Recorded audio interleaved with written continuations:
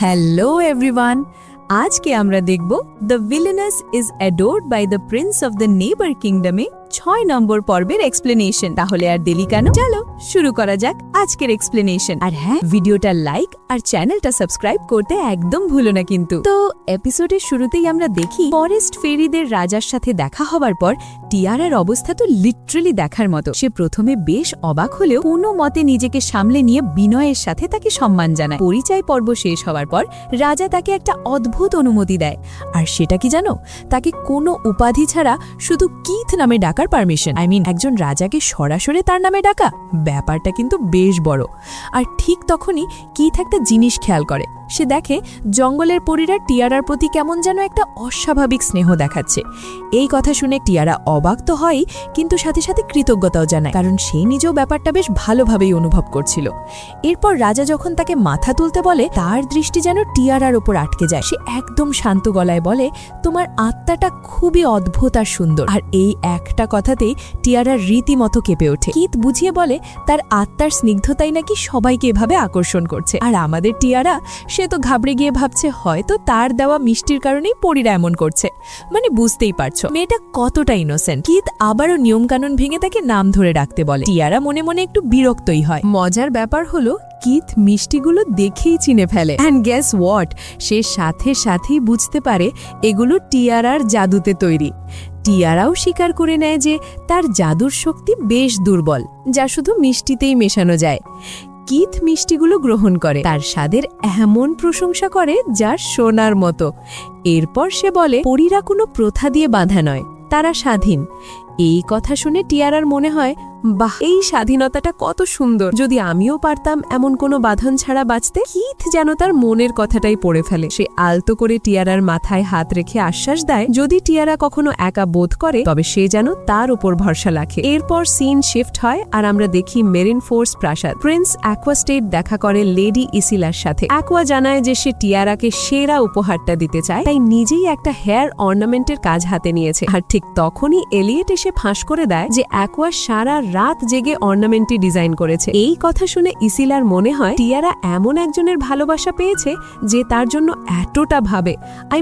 সারা রাত জেগে ডিজাইন করা। অ্যান্ড সাডেনলি দরজায় টোকা দিয়ে টার্মো প্রবেশ করে। অ্যাকোয়া এক মুহূর্ত দেরি না করে সোজা প্রশ্ন করে, টিয়ারা তোমার সাথে কেন নেই? অন্যদিকে পরী রাজার মহলে কিথ টিয়ারাকে বলে, তুমি একদিন রানী হবে। টিয়ারা উত্তর দেয়, এখনো কিছুই ঠিক হয়নি, আমি শুধু প্রিন্সের বাগদত্তা। কিথ একটা দীর্ঘ শ্বাস ফেলে বলে, মানুষ সত্যিই খুব জটিল। এরপর টিয়ারা কোনো দ্বিধা ছাড়াই উত্তর দেয়, প্রিন্স অ্যাকোয়াস্টেড খুবই দয়ালু, দৃঢ় এবং তার প্রজারা তাকে খুব ভালোবাসে। সে এমন একজন মানুষ যার যোগ্য টিয়ারা নিজেকে মনে করে না। হঠাৎ তার খেয়াল হয় অনেকটা সময় কেটে গেছে। সে ঘাবড়ে গিয়ে ফেরার পথ খুঁজতে থাকে, কিন্তু কিথ তার কোমর ধরতেই দৃশ্যটা পুরোপুরি বদলে যায়। টিয়ারা নিজেকে আবিষ্কার করে মেরিন ফোর্স প্রাসাদে, নিজের ঘরে। সে তো অবাক হয়ে ভাবছে এত সহজে অ্যাডভান্স টেলিপোর্টেশন, এটা কিভাবে সম্ভব? আর ঠিক তখনই ঘরের দরজা সশব্দে খুলে অ্যাকোয়া ঢোকে। আর ঢুকেই টিয়ারার পাশে একজন অপরিচিত পুরুষকে দেখেই তার হাত সোজা চলে যায় তলোয়ারের হাতলে। টিয়ারা তাড়াতাড়ি তাদের থামিয়ে জানায় যে উনি ফরেস্ট ফেয়ারিদের রাজা।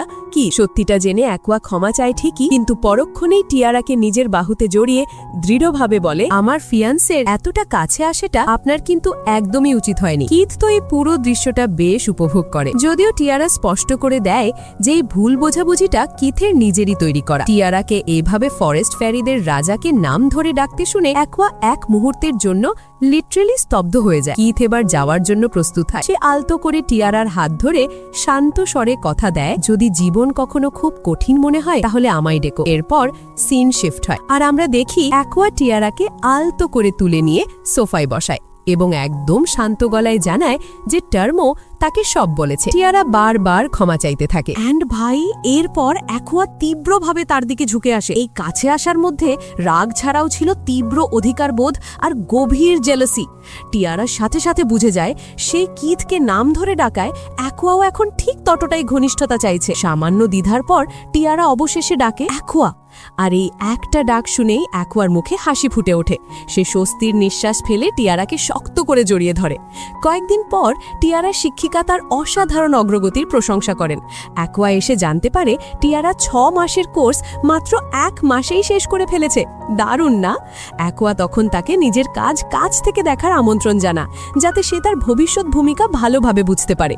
টিয়ারাও প্রতিজ্ঞা করে সে সবটা শিখে অ্যাকোয়াকে সাহায্য করবে। কিন্তু সেই রাতে টিয়ারা পড়াশোনা করতে করতে নিজেকে ইসিলার সাথে তুলনা করে কষ্ট পাচ্ছিল। আসলে আমি কিভাবে সত্যি অ্যাকোয়ার কাজে আসব, তার মনে শুধু একটাই প্রশ্ন ঘুরছিল। পরদিন সকালে টিয়ারা রান্নাঘরে অ্যাকোয়ার জন্য মিষ্টি বানাচ্ছিল। হঠাৎ করে জঙ্গলের পরীরা সেখানে হাজির হয়। তারা জঙ্গল থেকে ফুল আর বিভিন্ন উপকরণ নিয়ে এসে তাকে সাহায্য করতে শুরু করে। টিয়ারা বাদাম আর ফুলের মিশ্রণে একটা অসাধারণ কেক তৈরি করে। কেক তৈরি হওয়ার পর টিয়ারা সেটা অ্যাকোয়া, ইসিলা আর এলিয়েটের কাছে নিয়ে যায়। আর মিষ্টির স্বাদ চেখেই তো সবাই প্রশংসায় ফেটে পড়ে। ঠিক তখনই একজন পরিচারিকা মাইল পরিবারের তৈরি আরেকটি কেক নিয়ে আসে। টিয়ারা উষ্ণভাবে তাকেও স্বাগত জানায়। সবাই মিষ্টি উপভোগ করছিল, কিন্তু হঠাৎ এলিয়েটের একটা তুলনা ঘরের পরিবেশটা বদলে দেয়। আচ্ছা প্রিন্স অ্যাকোয়া, আপনার কোন কেকটা বেশি পছন্দ হয়েছে? অ্যাকোয়া থেমে যাওয়ায় ঘরে একটা পিন পতন নীরবতা নেমে আসে। সেই মুহূর্তটা ভাঙে ফরেস্ট ফেরিদের রাজার অপ্রত্যাশিত আগমনে। আর ভাই, সে কোনো খবর ছাড়াই হাজির হয় আর এসেই সোজাসুজি কেক খেতে শুরু করে দেয়। মানে কোনো হাই হ্যালো নেই, ডিরেক্ট অ্যাকশন। এক মুহূর্তও না ভেবে সে টিয়ারার বেকিংকে সেরা বলে ঘোষণা করে। অ্যাকোয়ার বিরক্তি তখন চরমে, বিশেষ করে যখন কিথ টিয়ারার চুলগুলো আলতো করে এলোমেলো করে দিয়ে আবার আসার ইঙ্গিত দেয়। অ্যাকোয়া তার মুখোমুখি হওয়ার আগেই কিথ অদৃশ্য হয়ে যায়, বাতাসে একটা তীব্র প্রতিদ্বন্দ্বিতার ভাব রেখে। সেই রাতে অ্যাকোয়া এক মনে টিয়ারার বানানো কেক খাচ্ছিল। এলিয়েট জানায় যে এটা বেশ অদ্ভুত, কারণ অ্যাকোয়ার সাধারণত মিষ্টিতে কোনো আগ্রহ নেই। অ্যাকোয়া ব্যাখ্যা করে যে টিয়ারার হাতের রান্না আলাদা, তবে সাথে এটাও যোগ করে যে প্রাসাদে ইসিলা থাকায় তাকে খুশি রাখাটাও জরুরি। এখানে একটা জিনিস খেয়াল করো যে এলিয়েট শান্তভাবে জানায় যে ইসিলার আবেগ সরাসরি সমুদ্রের পরিধে প্রভাবিত করে। তার মন খারাপ হলে সমুদ্র উত্তাল হয়ে ওঠে, আর সে খুশি থাকলে সমুদ্রের শান্তি আর প্রাচুর্য বজায় থাকে। এদিকে অ্যাকোয়া বাকি কেকটুকু শেষ করে আরও চায়, যা এলিয়েটের কাছে বেশ অবাক করার মতোই ছিল। গভীর রাতে টিয়ারা ঘুমের মধ্যে একটা ভয়ঙ্কর স্মৃতি দেখে চমকে ওঠে। তার মনে পড়ে যায় গেমের সেই দৃশ্যটা যেখানে অ্যাকোয়া সমুদ্রে পড়ে যায়, আর তার সেই ভেজা আকর্ষণীয় রূপটি ছিল শুধু হিরোইনের জন্য, যা তাকে ইসিলার দিকে টেনে নিয়েছিল। বাস্তবে ফিরে এসে বোঝে এই ঘটনা আটকাতেই হবে।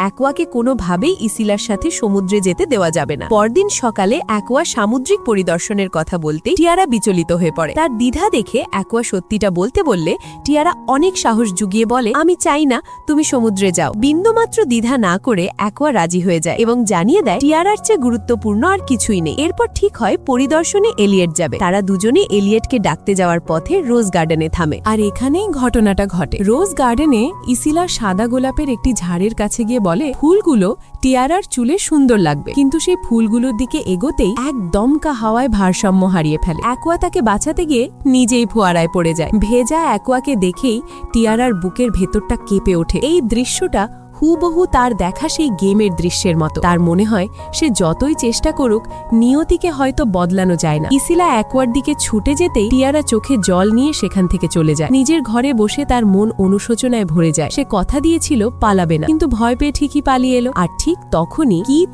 নিঃশব্দে তার পেছনে হাজির হয়। সে টিয়ারার মনের কষ্টটা যেন পড়েই নেয় এবং তাকে নিজের বাহুতে জড়িয়ে ফরেস্ট ফেরিদের মহলে নিয়ে যায়। কিছুক্ষণ পরেই অ্যাকোয়া দৌড়ে টিয়ারার ঘরে আসে, কিন্তু ঘরটা ছিল একদম খালি। শুধু একটা ফুলের পাপড়ি পড়েছিল, যা ফরেস্ট ফেরিদের রাজার উপস্থিতির চিহ্ন। অন্যদিকে ফরেস্ট ফেরিদের মহলে কিথ জাদু দিয়ে একটা সূর্যমুখী ফুলের বিছানা তৈরি করে টিয়ারাকে বিশ্রাম নিতে বলে। টিয়ারা দুর্বলভাবে প্রতিবাদ করে বলে যে তার নিজের ঘরে ফেরা উচিত, কিন্তু কিথের কোমল জাদুতে সে ঘুমের দেশে তলিয়ে যায়। ঘুমন্ত টিয়ারার পাশে পরীরা এমনভাবে বসে থাকে যেন এটাই সবচেয়ে স্বাভাবিক ঘটনা। কিথ ভাবে একজন মানুষের পক্ষে পরীদের এতটা স্নেহ অর্জন করাটা সত্যিই অসাধারণ। ঠিক যেমনটা ইসিলা মহিলা সামুদ্রিক পরীদের ভক্তি পেয়েছে। সে মনে মনে ভাবে মানুষ নিজেদের মতো করে বিরক্তিকর, কিন্তু সামুদ্রিক পরীরা যখন কারো সাথে জুড়ে যায় তখন তারা আরও বেশি বিপজ্জনক হয়ে ওঠে। ইতিহাস সাক্ষী আছে, যখন তাদের প্রিয়জনের কোনো ক্ষতি হয়েছে তখন সমুদ্রও তার প্রতিক্রিয়া জানিয়েছে। জল লাল হয়ে গেছে, মাছ অদৃশ্য হয়ে গেছে,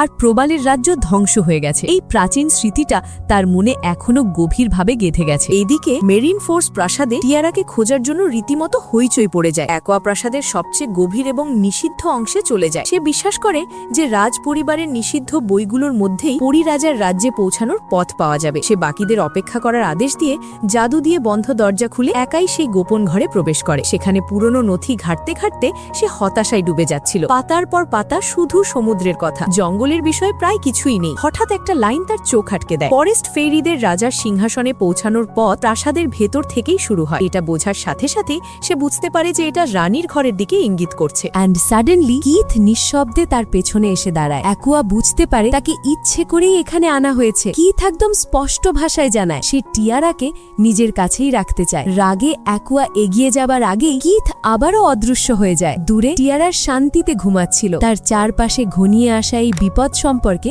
সে সম্পূর্ণ অজানা। আর এভাবেই গল্পটা একটা সাংঘাতিক রোমাঞ্চকর মোড়ে এসে শেষ হয়। তো বন্ধুরা, তোমাদের এপিসোডটা কেমন লাগলো আর এই এক্সপ্লেনেশনটাই বা কেমন লাগলো সেটা অবশ্যই কমেন্ট করে জানিও। যদি ভালো লেগে থাকে তাহলে একটা লাইক আর বন্ধুদের সাথে শেয়ার করতে ভুলো না। কিন্তু দেখা হবে খুব তাড়াতাড়ি পরের এপিসোডের এক্সপ্লেনেশন নিয়ে। ততক্ষণ পর্যন্ত take care and good bye.